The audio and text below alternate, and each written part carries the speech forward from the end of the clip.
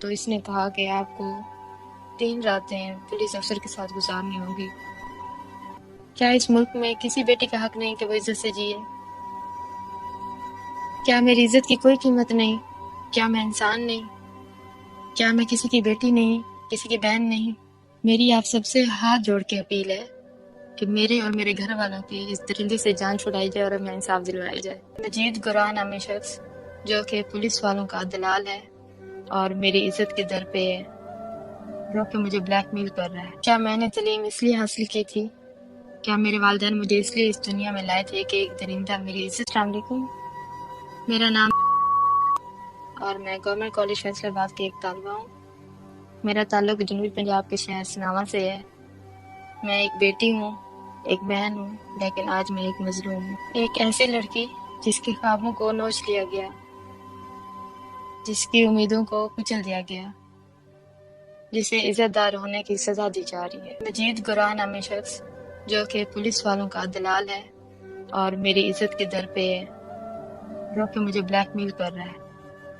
کیا آپ نے کبھی سوچا ہے کہ ایک لڑکی کو جب بے بسی کے اندھیروں میں دھکیل دیا جاتا ہے، اس کے خوابوں کا گلا گھونٹ دیا جاتا ہے اور اس کی عزت پر سودے بازی کی جاتی ہے، تو وہ کیسا محسوس کرتی ہے؟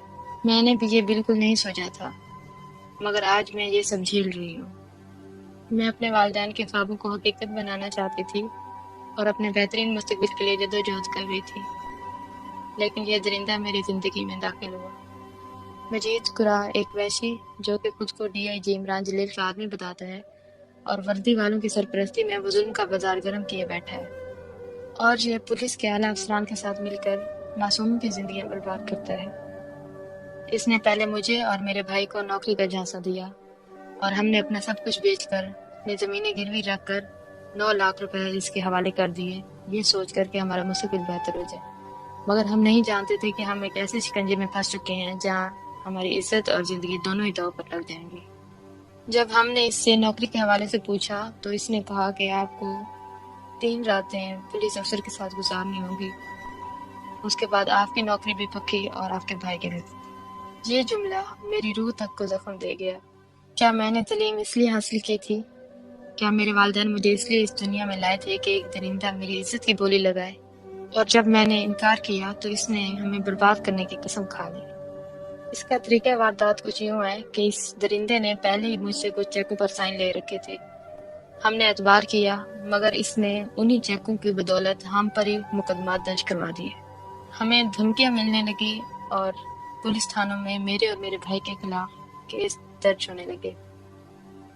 ہمیں کہا گیا کہ جھک جاؤ، نہیں تو تمہاری زندگی جہنم بنا دی جائے گی۔ میں نے اپنا مقدمہ ہر جگہ رکھا، کیا سناوا پولیس اسٹیشن، کیا ڈی پی او مظفر گڑھ، کیا ڈی ایس پی، کوئی بھی جگہ نہیں چھوڑی، مگر کہیں بھی میری فریاد نہیں سنی گئی۔ یہاں تک کہ میرا پرچہ بھی درج نہیں کیا گیا۔ میرے والد صاحب پولیس تھانوں کے چکر لگا لگا کر تھک گئے ہیں۔ اس درندہ شخص کو پولیس کی شیر بات حاصل ہے تو پولیس ہماری کہاں سنے گی؟ پھر ہم نے کورٹ میں بھی استدعا کی، مگر اس کے بعد بھی کوئی خاطر خواہ کارروائی عمل میں نہیں لائی گئی۔ ڈی ایس پی نے انکوائری کے لیے طلب کیا تو ملزم ہی پولیس کی پکڑ میں نہیں آ سکا اور نہ ہی وہ ڈی ایس پی کے سامنے پیش ہوا ہے۔ اس طرح ہمارے معاملے کو آئیں بائیں شائیں کیا جا رہا ہے۔ کیا اس ملک میں کسی بیٹی کا حق نہیں کہ وہ عزت سے جیے؟ کیا میری عزت کی کوئی قیمت نہیں؟ کیا میں انسان نہیں؟ کیا میں کسی کی بیٹی نہیں، کسی کی بہن نہیں؟ میری آپ سب سے ہاتھ جوڑ کے اپیل ہے کہ میرے اور میرے گھر والوں کی اس درندے سے جان چھڑائی جائے اور ہمیں انصاف دلوایا جائے۔ اگر آج میں خاموش ہو گئی تو کل کوئی اور اس دلدل میں دھکیل دی جائے گی۔ اگر آپ میں غیرت ہے، آپ کو اپنی بیٹیوں اور بہنوں کی عزت کا احساس ہے تو میرا ساتھ دیں اور اس درندے کو بے نقاب کریں تاکہ کل کوئی اور لڑکی اس کے ظلم کا شکار نہ ہو۔ جو کوئی بھی اس سلسلے میں ہماری مدد کرنا چاہتا ہے تو وہ میری